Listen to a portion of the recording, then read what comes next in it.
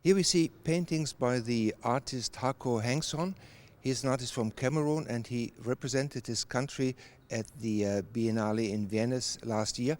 Very powerful pictures, powerful colors, and he shows symbols reaching back to traditional African culture, and at the same time symbols, signs of today. So he bridges today to a history of Africa, of his country, that goes far beyond colonialism. And if you go closer and see, he is showing masks that are important for the people's relation to their environment, to nature, to their community. We see symbols of the African alphabet, and we do have in memory something that's in English, language of today. So both time zones bridged, and this is what he wants to represent, this is what he wants to show. I'm an artist, like here, who is anchored in tradition. Again, we see those symbols and we see those signs, anchored in tradition, but at the same time very aware of the situation today. So he is not defined by colonialism. He doesn't want to be defined by colonialism, and he doesn't want to be defined as a victim of colonialism.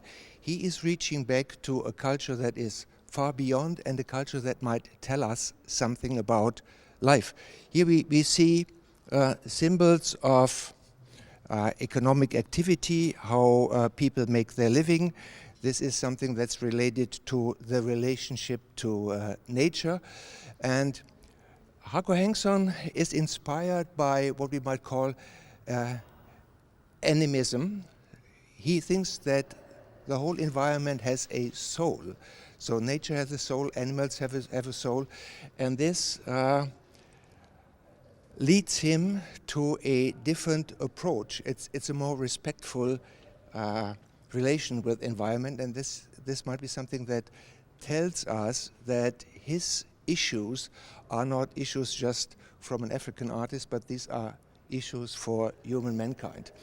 Here again, we do have these colorful, powerful colors, and we see again the symbols, and we see that the relations are a little bit upside down, so there's a lot of dynamic in it, a lot of turbulence, and something that reminds us that we have to define our position in our environment and try to find our identity.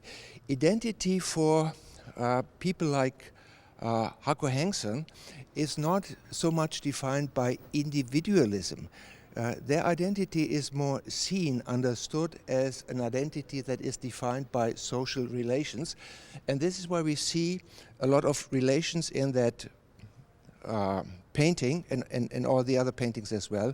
So it's not about individual accomplishment, it's not about individual goals, it's being aligned with other people, and this is something that is different from what most people in industrialized Western countries think, that they are proud of individual accomplishments and don't define themselves in social relationship.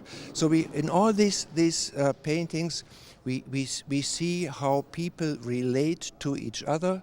So here we see individuals, but in the culture of Hako Hankson, individuality is not so important as in industrialized countries, and personal accomplishment is not so important. It's more important how people relate to their environment, and you always see a connection.